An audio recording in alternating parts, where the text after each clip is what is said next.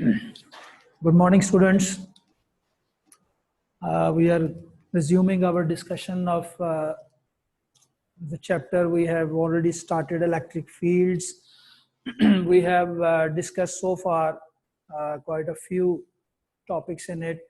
We discussed Coulomb's law of electrostatics. We discussed electric fields and how it varies with the distance in the case of point charge and in the case of conducting sphere. Both cases are in your syllabus. We have also discussed the definitions of potential energy due to a point charge and potential. Both are similar definitions, just a word is here and there and the potential changes. Let me quickly restate these two recent quantities that we discussed yesterday. Electric potential energy was the work done in bringing a charge Q, a positive charge Q, from infinity to any point inside the electric field of another charge, capital Q. And that expression, I emphasize, is a positive expression with a positive sign if it's a positive charge in the field of which you are bringing a charge Q, which I said is always positive. The charge that you bring in is always positive. And if you remember, I made a figure like this. If you have a charge Q here and you bring something from infinity to a certain point, let's say that point is here. This is the point P to which you bring a charge from infinity.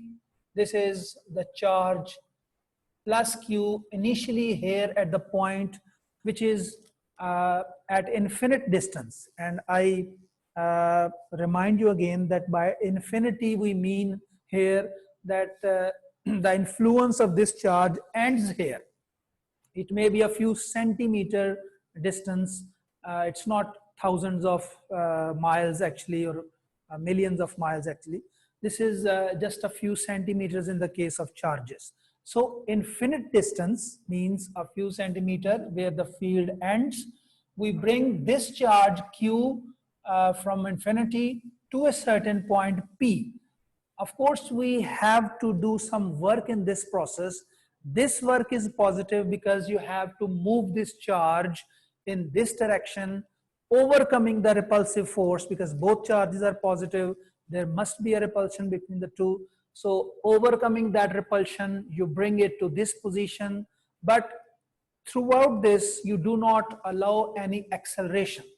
That means you do this work very, very carefully, making sure that the force that you are applying is exactly equal and opposite to the force of repulsion that this charge exerts on the positive charge.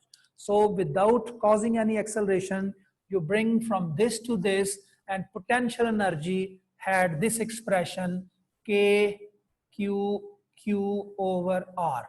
And this R is actually the position of this point from charge Q, the capital charge. So this quantity, which is potential energy, is positive for a positive charge. But if this is negative, it becomes negative. So this is plus minus depending upon the sign of this charge alone. This is always a positive quantity. A slight change is made to this expression and it becomes electric potential. This expression changes because the definition is slightly different. It's the work done again, but not on charge Q, but on unit positive charge. So it becomes this quantity. If this is, let's say this is U, as I told you, this is usually the notation that we use to represent electric potential energy. If you divide this UP by this charge, the charge on which you are doing work, so this is work done per unit positive charge. This quantity is now potential. This is usually denoted by phi or V. Let's say this is V. V is quite often used as a symbol of potential. So this V is equal to K Q over R now, because this Q has gone here below this UP. So this quantity, gravitational potential energy per unit positive charge, is your potential.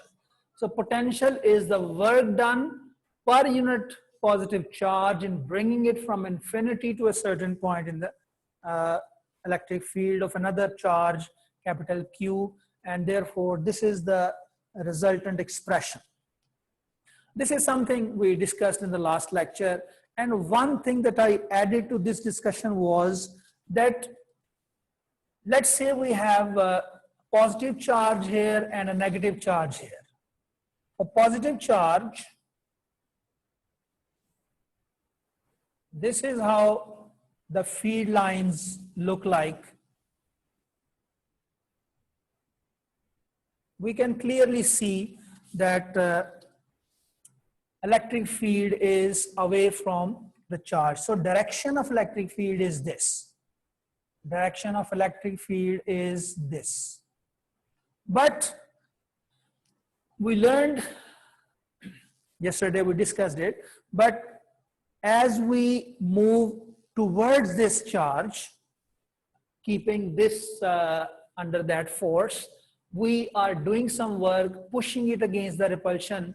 So whenever that takes place, we have to force the charge to move in a certain direction in the field. Electric potential energy increases, and as a result, potential increases. This simply means that potential is increasing in the direction opposite to the electric field. So gradient in potential is opposite to it. Gradient in potential, which is usually written as grad V, this is opposite in direction, and these two quantities are equal in magnitude. This simply means that potential is a quantity which varies as you move from one point to another. And if you take the gradient of potential at a particular point, that is exactly equal to the electric field there. But since the two are opposite in directions, the expression that we write relating electric field and potential is E is equal to minus delta V over delta X. And this quantity, delta V over delta X, is gradient of potential.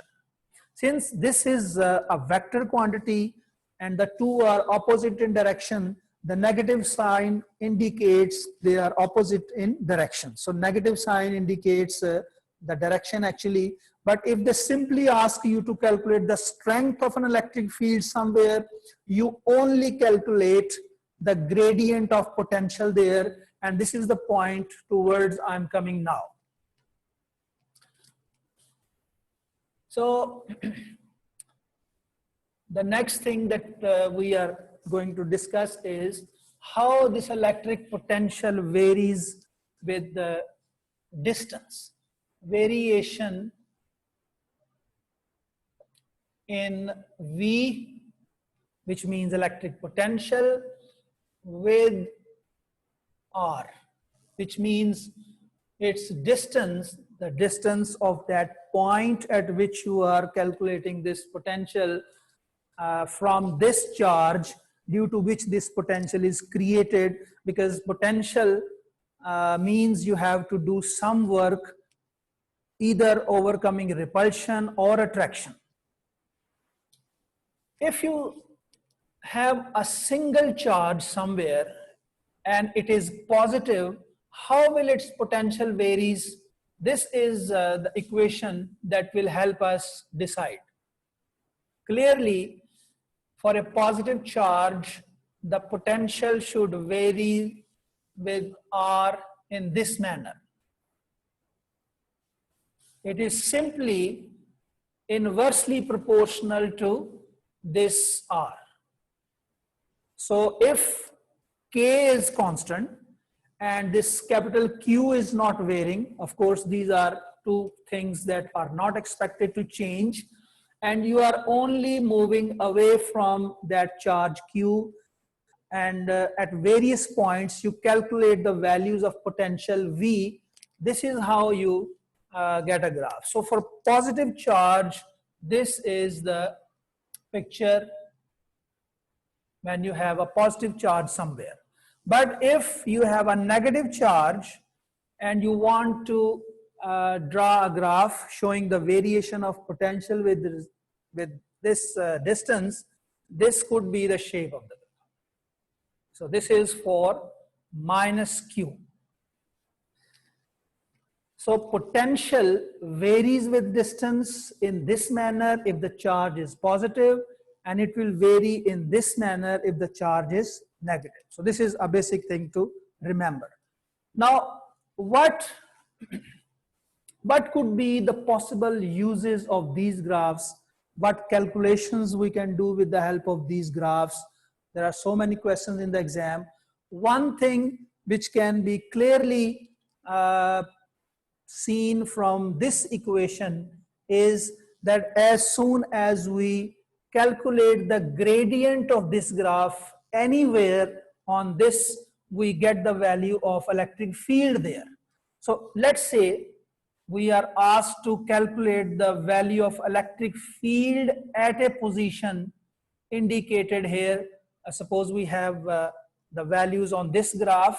Let's say this is the distance expressed in millimeters or micrometers, and we have a certain value of x naught here.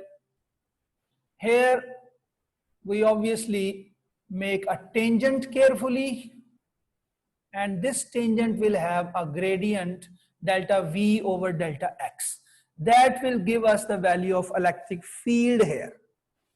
And at any other point here we have a gradient like this, and at any further away, at a point further away from it, we have a gradient like this. So delta V over delta x is decreasing in magnitude.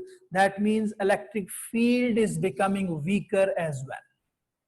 So although potential is decreasing here, electric field is also becoming weaker. This is also evident from the picture because we expect that potentials should also decrease as the charge is allowed to move away from it, and that is actually the direction in which the electric field is also becoming weaker.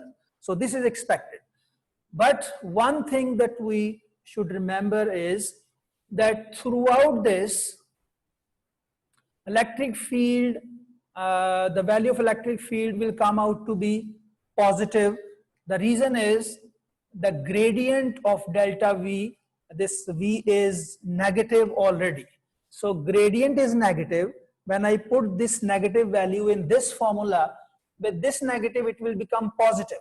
So in this picture, on this side, when the values of potential are positive, the values of electric field are also positive.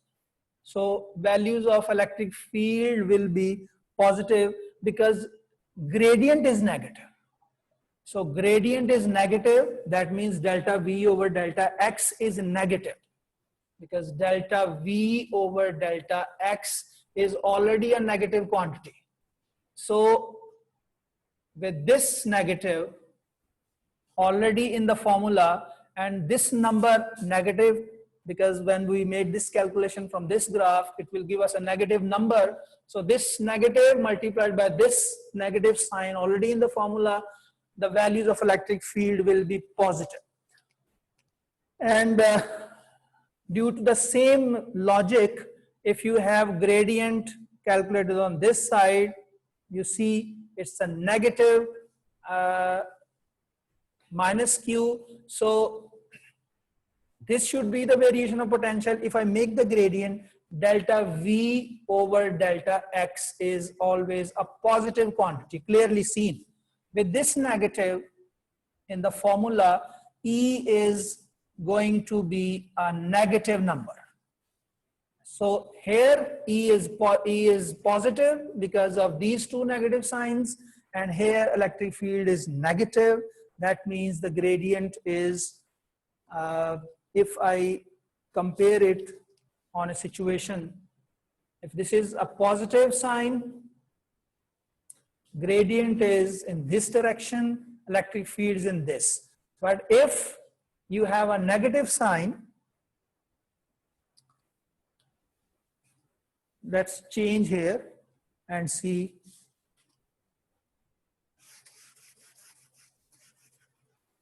If we make it negative, the electric field will the opposite in direction. We have minus Q here. The direction of electric field will be inward now. And now gradient is in this direction. Gradient V is in this direction because electric field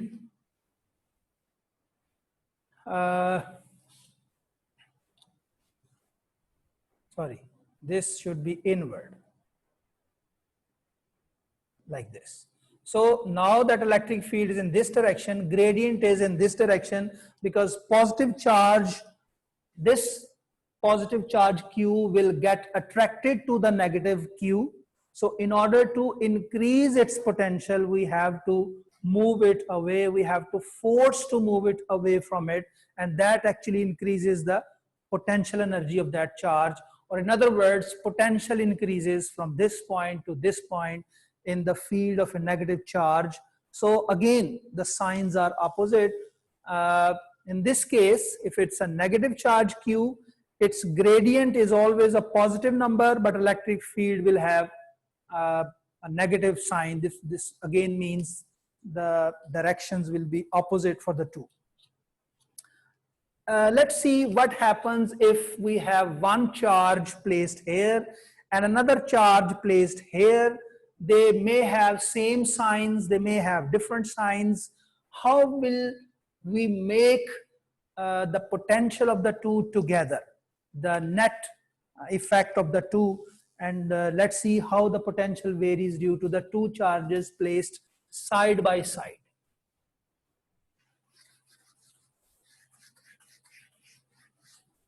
The two with variation in potential with R with two charges. With two charges placed side by side. Let's label this charge as A and this charge as B. And this is the space along which we calculate the value of potential, and let's see how the graph should look like if these two charges are opposite in signs. Let's assume this is a positive charge and this is a negative charge of slightly different magnitude. So we have a graph like this.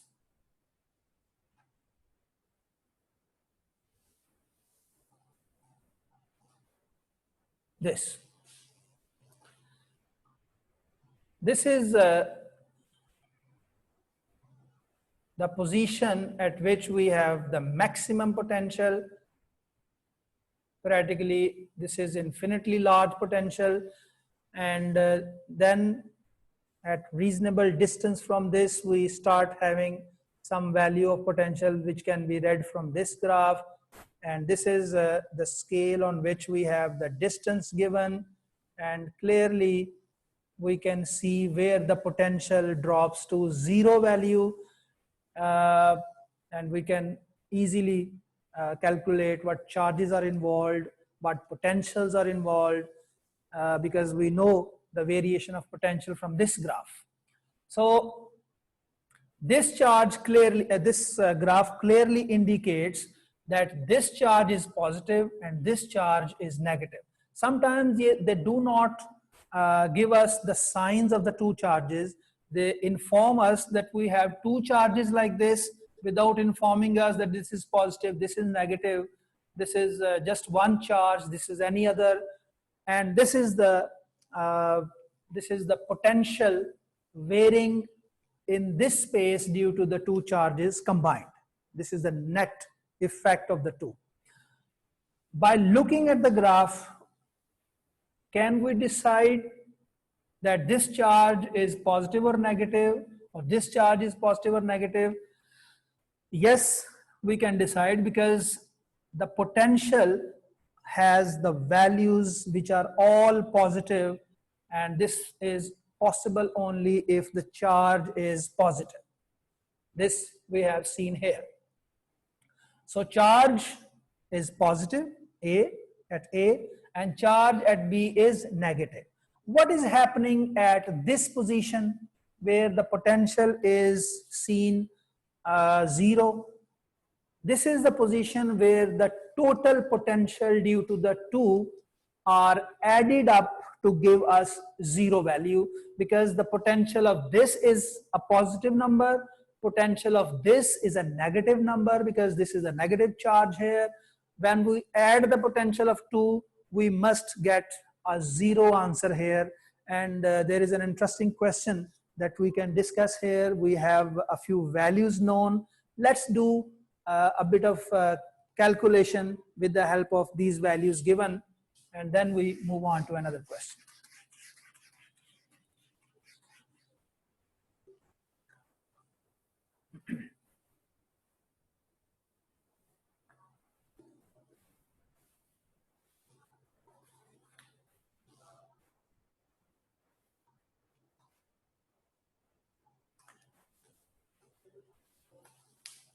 Suppose they inform us that this charge has a value, a magnitude of 3.6 into 10 raised to power minus 9 coulomb.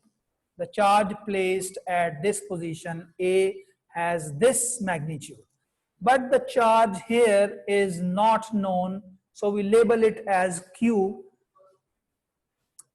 From this graph, it can be easily seen.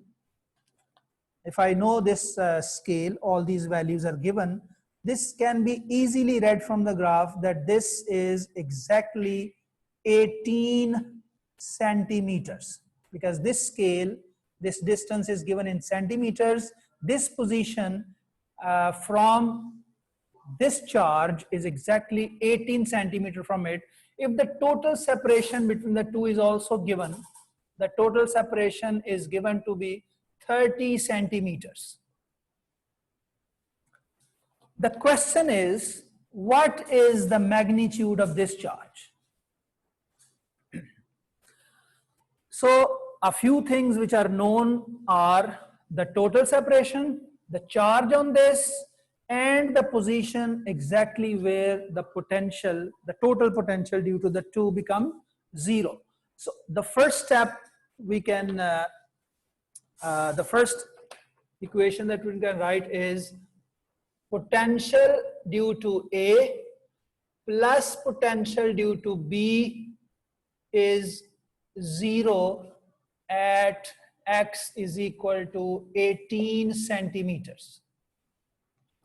That means potential of A at 18 centimeter is a point somewhere 18 centimeter from this. Let's say it's a point here.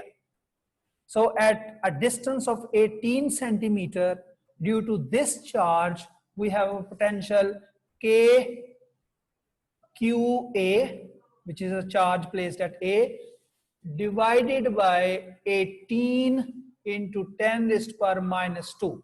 So this is KQ over R. R is the distance from this charge, plus KQB divided by what distance is this point from the charge B now. Obviously this is total distance minus 18, so it is 12. So 12 centimeter, which means 12 into 10 raised to power minus 2, the distance expressed in meters. This is 0. If I simplify this all, Of course, K will get cancelled. The value of this charge placed at the position A is known. You substitute that value here, you simplify, make it easy. That means your QB will be minus 2.4 into 10 raised to power minus 9. This is uh, the charge we have on this. So you see, from this graph, we were able to calculate the unknown charge because we knew a few things, and an important quantity, the distance at a point, the distance where the charges have equal potential, they cancel each other, we know that point, and then everything became simple. So this is the kind of another point that we should bear in mind is what if this charge is negative and this is positive? What change do you expect in the shape of this graph?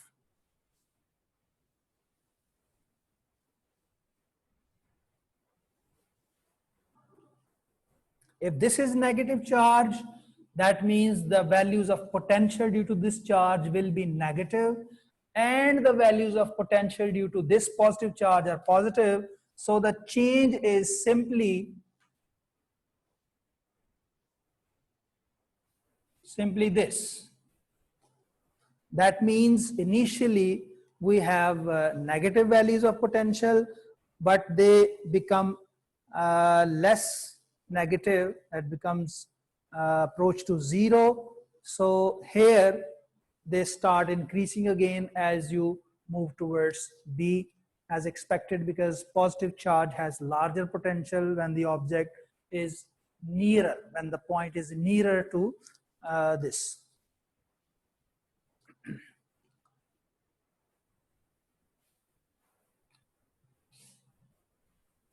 So this was all based on the variation of potential due to point charges.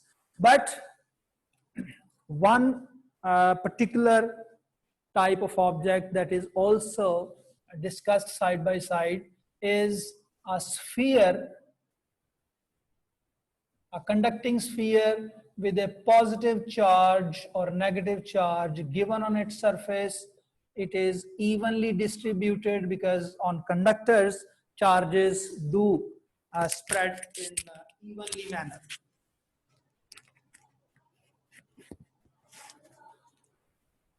If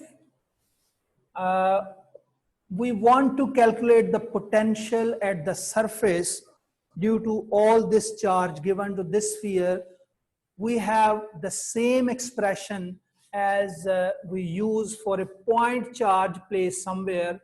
So potential at the surface of a conducting sphere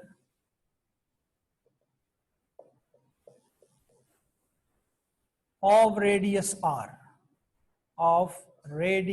r is given by V is equal to K Q over R.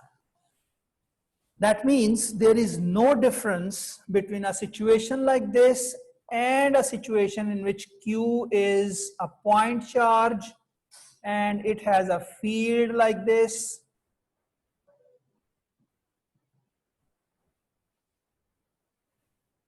And there is a potential here, a potential here, a potential here, a potential here, and this is a three-dimensional sphere that we can imagine. So if it's an imaginary surface or a real surface, it is same. So it is not possible to differentiate between the two, because in this case, the charge behaves as if it is a single charge concentrated at the center, and due to this charge present here like this, it has a potential creating on that same distance, which is equal to the radius of that sphere. So this situation that we discussed earlier is same with this. In many ways it is, of course there are differences, practical differences are there. When we charge it, when we use the charges, of course those differences are there. But as long as the calculation of potential is concerned, the two are same situation. So if I know that this has a certain radius r, and I know how much charge is given to it, I can quickly calculate the potential on the surface of it. One thing that you should remember, and you will find this in many past paper questions, what is the graph that shows the variation of potential due to this sphere? I quickly do this. Suppose this is the set of axes to show it. You will remember that inside this, as long as you are inside the sphere, this is the distance from center of the sphere to its surface. So the total distance moved from the center of the sphere to the surface is equal to the radius, and throughout this the value of potential remains constant. This could be any value depending upon the charge that you have given to it, but as you move further away from the surface, the potential decreases in this manner, as it should, because it is inversely proportional to the radius. So it drops following this rule, 1 over r. So it is inversely proportional to the distance.